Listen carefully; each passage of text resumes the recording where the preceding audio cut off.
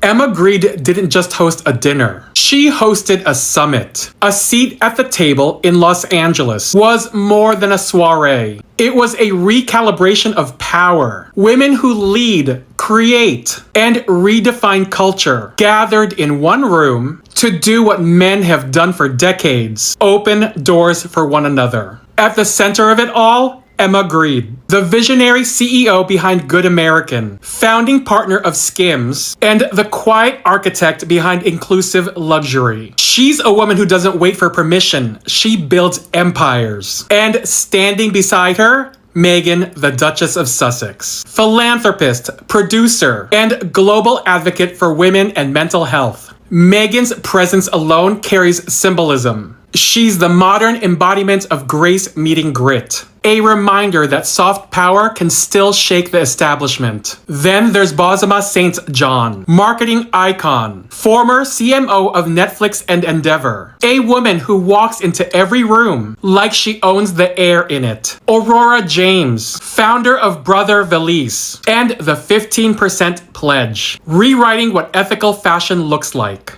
Kelly Wearstler, design powerhouse, whose fingerprints are on some of the most luxurious interiors in the world. Maria Sharapova, athlete turned entrepreneur, proof that reinvention is the ultimate flex. Rachel Zoe, the original fashion whisperer turned business mogul. Nicole Avant, producer, philanthropist, and former US ambassador who embodies diplomacy and dignity. Kristen Noel Crowley, founder of KNC Beauty, who made clean beauty sexy and powerful. Tina Chen Craig, creator of You Beauty, who turned skincare science into art. Lucy Guo, tech founder and investor, bringing Silicon Valley energy into female-led spaces. Yvonne Orji, actress, comedian, and author, reminding us that brilliance and humor are their own kind of power. Chriselle Lim, digital pioneer and founder of Fleur, who made influencer entrepreneurship aspirational. Stephanie Horton, e-commerce innovator and global marketing exec for Google Shopping. Safat Haider, founder of Array, who turned holistic wellness into modern luxury. Roddy Devlukia, wellness leader and author, representing mindful living and self-mastery. Denisa Merricks, beauty artist and founder of her namesake brand,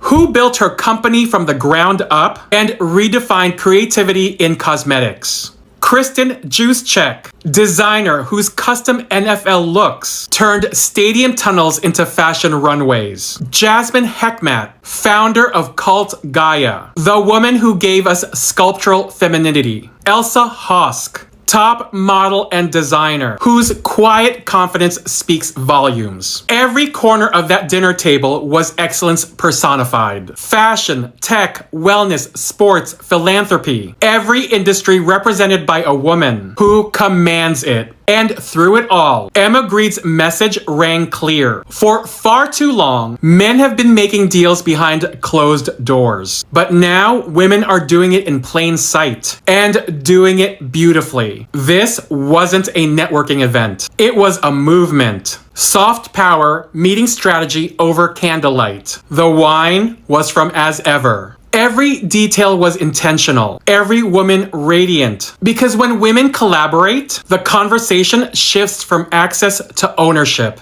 This wasn't about getting a seat. It was about building the table, pulling up more chairs, and passing the mic. And if this night proved anything, is that the future isn't only female, it's fearless. Let's set the scene. In Los Angeles, while the tabloids across the ocean were still recycling headlines from 2020, the women who actually run things, the deal makers, the innovators, the empire builders, were sitting down for dinner. Not a charity gala, not a photo op, not a royal procession. A dinner.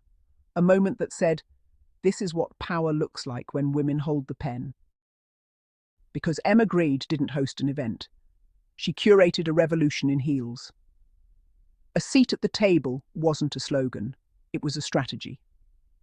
Imagine it, candlelight bouncing off designer glassware, laughter echoing through a room filled with women who could literally buy the companies that used to ignore them. It wasn't business as usual, it was business as unusual, the kind that breaks ceilings without even looking up. And there she was, Meghan, the Duchess of Sussex. Not hiding, not trying to prove anything, just existing in her element, poised, calm, radiant. The camera may have called it a dinner, but spiritually, this was a board meeting for the future.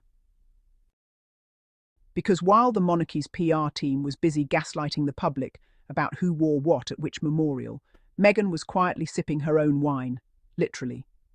She brought her as ever bottle to the table, and with that simple gesture, she said everything.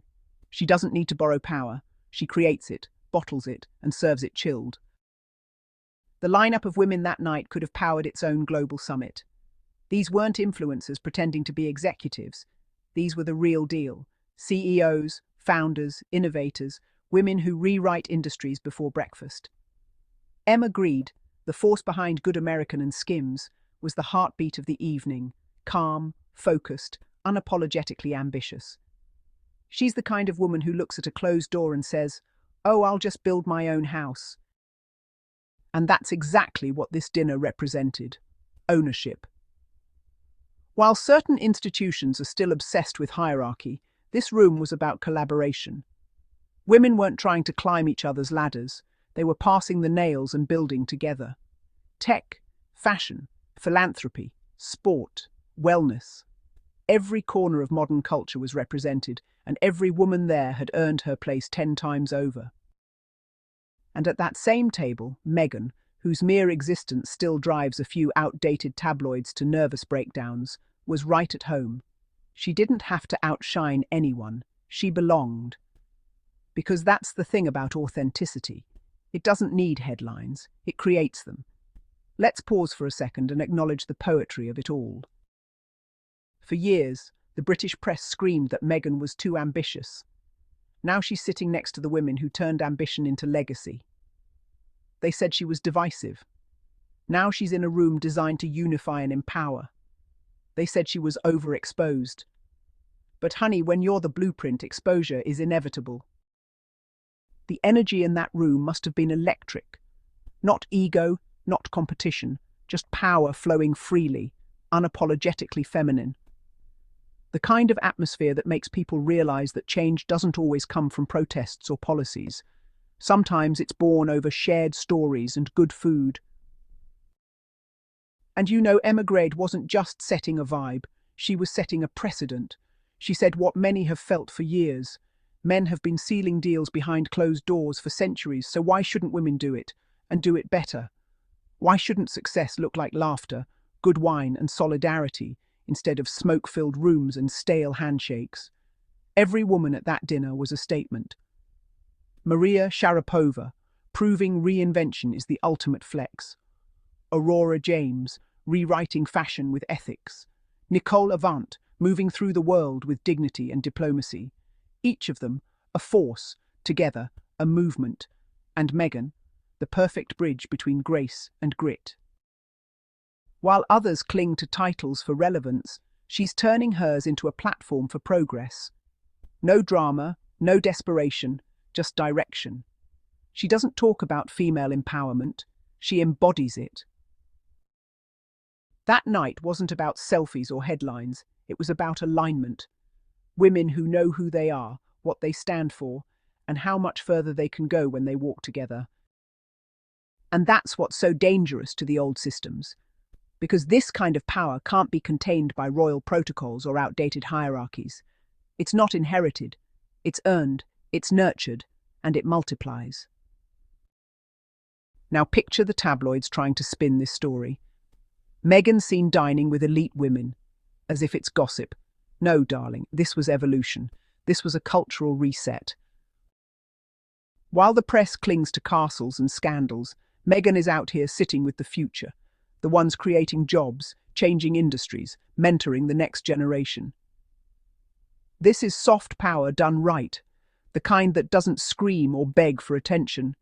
It just is. And that's what the establishment can't handle. Meghan's power is quiet, intentional, and impossible to cancel. You can't erase someone who's too busy writing new chapters. Let's be real. This dinner was a love letter to possibility. To every woman who's ever been told she's too loud, too bold, too much, this was your rebuttal served on fine china. This was proof that when women gather, they don't compete, they collaborate, they don't wait for validation, they create it. It wasn't just a seat at the table, it was the building of a new table with more chairs and no gatekeepers. And the visual of it all, the glow, the laughter, the relaxed elegance, it told a story the British media could never understand. That freedom, when mixed with purpose, becomes unstoppable. Because while the institution across the Atlantic is still trying to modernize with PowerPoint presentations and PR leaks, Meghan's already living the modern era, connecting global leaders, breaking molds, amplifying women's voices, and doing it all while maintaining peace of mind. This is the kind of evolution the monarchy feared, not because it's loud, but because it works, because it inspires, because it makes the old guard irrelevant. And let's talk about the symbolic cherry on top. That as ever wine, that's branding brilliance. She didn't just attend, she contributed. It was her subtle way of saying, I'm not here to just sip, I'm here to pour. The dinner ended, the cameras left, but the message lingers. The future isn't waiting for permission anymore. It's here, it's fearless, and it's female. So yes, Emma Greda hosted the dinner, but the spirit behind it, that unshakable sisterhood, that's what Meghan represents on a global scale. And the irony, the same press that called her irrelevant will spend the next week dissecting every frame of that evening. Because deep down they know power doesn't always wear a crown. Sometimes it wears compassion, intelligence, and an effortless glow. So to everyone at that table, thank you.